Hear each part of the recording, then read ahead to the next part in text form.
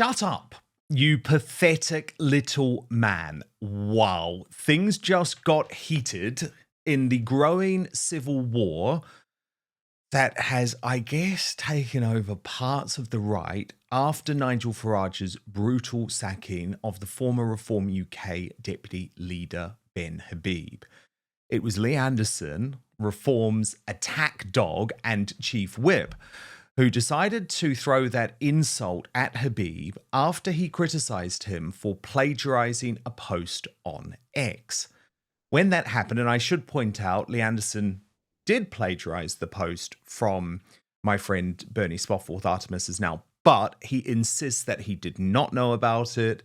He was sent this information and he wanted to share it, and he has now acknowledged that it wasn't his own information, and he has revealed that it did come from Bernie. But before that happened, Ben Habib posted on X, "Does Reform UK endorse plagiarism? Things go from bad to worse, so much for integrity." That prompted Lee Anderson to reply, "Shut up, you pathetic little man. I was sent a cut and pasted version of the text from a friend who also received it from a friend. I had no idea who the author was, but I liked what I read, so I shared it. You really are scraping the barrel with your pathetic attempts to smear us. Just go away, you're boring. P.S. I want to thank the original author of the post. It's great and well written. But you know what, Ben? There are more important things to talk about at the moment than someone's post on here. You need to go and see someone." Wow. Michael Heaver, former Brexit Party MEP, who was a colleague of Ben Habib in the European Parliament. What's your response to Lee Anderson now calling Ben, who I think is a great man, calling him pathetic and telling him to shut up? Well, look, I like both of these guys. I know, as you said, I served with Ben as a Brexit MEP, and I sort of think these sort of social media spats don't leave anyone looking too good, to be honest. What I would say is, Lee Anderson certainly deserves a lot of respect. Here's a guy who, unlike a lot of other Conservative MPs at the time who were thinking about it or toying with the idea, he actually had the bottle to join Reform. Then subsequently increased his vote share in his constituency in Ashfield as a Reform MP this time. And, this sort of needling on social media, I just don't think is great. What I would say, though, is increasingly we are seeing some criticism. People on the right, some of them I've seen criticising Nigel or Reform or Lee Anderson or whatever. Here is the reality. Reform is the party that is going to challenge Labour at the next election. Whether people like it or not, putting digs in or criticising what the party is doing at a time where you've seen Nigel Farage increase as leader the support for the party by a remarkable amount. I mean, I really don't think that's looking at the bigger picture here. As I said, I like Ben, I know him. Lee Anderson, as I said, I respect him a lot for what he's done. And I just think this sort of stuff, I mean, it's not covering yourself in glory. Do you think that there was a better way to handle Ben Habib's brutal sacking from Reform UK? Because I guess the one area, I guess, where I might disagree with you on this, Michael, is that if you don't treat folk with respect after they've put in the hard yards and a lot of service, unfortunately, this is what sometimes leads to this type of bitterness. Now, I think Ben Habib is a great man. He has so much to offer. He's now the chairman of the Great British PAC. The whole idea behind that is actually uniting the right. And was it really necessary for Nigel to get the champagne out and effectively celebrate having firstly sacked Ben Habib as leader and then sparking his departure from the party? Well, I don't know the ins and outs of it, Dan, but what I do know is that the moving forward, I believe the party at the top level wanted to have people who are elected as MPs. That makes sense. I don't know how things were handled internally, to be honest. I'm just saying, look at the bigger picture, which is, look, we may have individual disagreements with people or the way things are handled in terms of personal relationships or roles or whatever. The fact is, reform has seen a staggering increase in support in recent months, whatever way that you try and look at it. So that sort of vindicates the leadership. And, politics can be a brutal business. I've seen it many times over the years. I've seen people fall out and then make up. You've got to take a longer view sometimes with these things. The broader picture is reform, it very much, in my opinion, is moving in the right direction, and voters seem to agree. And the challenge for reform is to keep up that momentum. First, though, the reason you're watching this show is because it's increasingly difficult, let's be honest, to trust mainstream media or the so-called fact checkers who claim to determine which facts are true. And there's a good reason for that, given the debate over free speech, the controversy surrounding Brexit, and how Trump and other politicians challenging the status quo are portrayed. But I have the solution. It's called Ground News, and it's the best way to stay informed and cut through media bias and narratives so you can get the facts for yourself. Go to ground.news/outspoken to check it out. But I want to show you this incredible website and app in action. So let's look at that recent game-changing speech by JD Vance, where he tore into European governments, including ours, in the UK, for what is a despicable retraction of free speech. What Ground News does is collate 361 sources that are covering the story.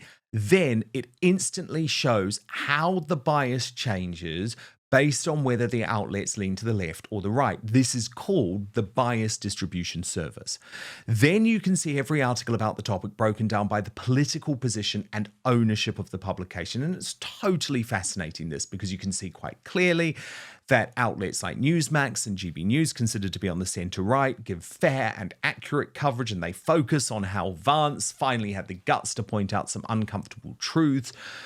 But in contrast, you'll see the left-wing HuffPost claiming the speech left Europe aghast. I mean, it really didn't. And The Independent just missing the point altogether to slag off Elon Musk, which is par for the course for them.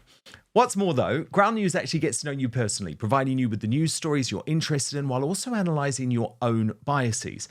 I have to say that my favourite feature is the blind spot feed, which services upwards of 20 stories every day that you're probably not hearing about because of the corruption of the mainstream media. Now, I know you're like me. You love the news. You're a bit of a news addict, but you don't trust the legacy media. That's why I love Ground News. It gives you the tools to understand the truth about what's really going on in the world.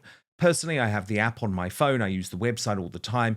It's the only way I read the news because it allows me to see through media bias and manipulative narratives. So go to ground.news/outspoken to check it out. You can subscribe through my link for 40% off the Vantage plan. That is what I use for unlimited access. Should say too, Ground News is subscriber funded, supporting my sponsors, also supports my work. And for less than a Netflix subscription, you can get all the world's news in one place and think for yourself. It has been a game changer for a news junkie like me. So that's ground.news/outspoken. But now, back to the show.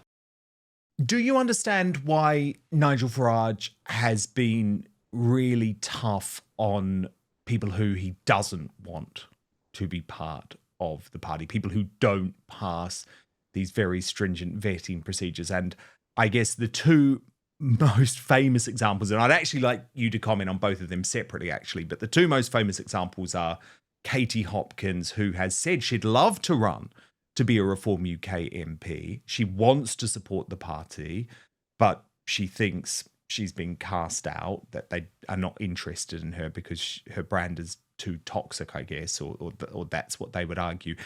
And then the other is a guy who has said he actually doesn't want to be part of the party at all, Tommy Robinson. Well, no, I think Nigel's leadership on this has been absolutely correct. I mean, I've seen it time and time again over the years. I mean, I remember back in the day when UKIP were on the rise, and you actually saw stories on local council candidates who said something stupid. Now, there had never been that level of scrutiny on local council candidates before. and that it ended up hurting the party. So the vetting procedure, the professionalism now that's been brought in with reform, I think is the right way forward, because this isn't a party that's looking to get 15% of the vote. This isn't a party that's looking to appeal to 20% of the electorate. This is a party, from everything I've been hearing, I'm not intimately involved in the workings of reform. I do know that the level of professionalism now, the level of resources, the figures that you've now got in key positions in the party are gearing this party up 100% to be in government after the next general election. I'll say it again. People can criticise. People can say Nigel's made wrong decisions here and there. Look at the poll ratings. Look at the amount of support. Look at the local council by-election results. The party recently, I think, won 54% of the vote, the majority of the vote for the first time in a local council by-election. Everything indicates the party is getting this spot on, and it's readying itself not to be in opposition after the next election, to govern. Yeah, and I mean, it is worth just taking another look at that poll that you referred to earlier. Freshwater Strategies, Reform up 5% to 27%, Labour down 5 to 24%, the Conservatives down 5 to 23%. And David Atherton's take is that it seems Nigel Farage's support for Donald Trump in getting peace to Ukraine has done no harm. They are up 5 points as Labour and Tories fade. Do you think there's a possibility that Starmer has the strategy wrong on Ukraine, that in fact people are more with Nigel than maybe the polls make out? Because there is always that virtue signaling thing, right? That sometimes mean people won't tell the truth to pollsters. But when folk really think about, do we want to keep committing blank check after blank check to Ukraine, which is literally what Rachel from Accounts did at the weekend, they have second thoughts. What I've learned in politics over the years, Dan, is that the electorate are a lot more sophisticated, right, than many give credit for. People do not fit into cookie cutter little molds, right? People have different views on things, which of course you want in a democracy. And also, there's an element of this. People can disagree with a certain party stance on one issue, but actually, if they agree with them more on 3 or 4 other issues that they also think are important, then they tend to sway in that direction. So I would hesitate to say at this stage that a single defining issue right now is actually going to define everything moving forward in momentum. I think what the electorate are looking at right now, from all the research that I've looked at and gone through for my channel, is that they're comparing Keir Starmer as Prime Minister, not the fluffy promises that we got before the election, but what Starmer is doing in office, and indeed what Rachel Reeves is doing as Chancellor, which has been a complete and total catastrophe. And they are saying to themselves, right, in 4 years, am I really confident in Kemi Badenoch as Prime Minister? I don't think I am. I don't think I like what I'm seeing from the Conservatives, who are refusing to commit to any sort of policy commitments whatsoever. And the real danger for both Labour and the Conservatives, again, in all the research I'm now looking at, is that the public are viewing Nigel now differently, right? They're not just viewing him as an opposition figure. They're viewing him as a potential Prime Minister. And I'll tell you this, they will not outwork Nigel. And Nigel has been around a while in terms of politics now. He knows what he's doing. The people around him are a very serious team indeed. And I seriously think that the Conservatives, the trouble that they've got ahead is going to be massive, because I think they're going to be increasingly coming in as the third party in all the national polls. I think when you start to see election results play out as well, that will be repeated. And the question then is, for a lot of people who are true blue Conservatives, who just go and vote Conservative every time just to stop Labour, that sort of very negative vote, are they seriously going to go and vote for the party in third place next time round? Very good point. And I mean, look at this.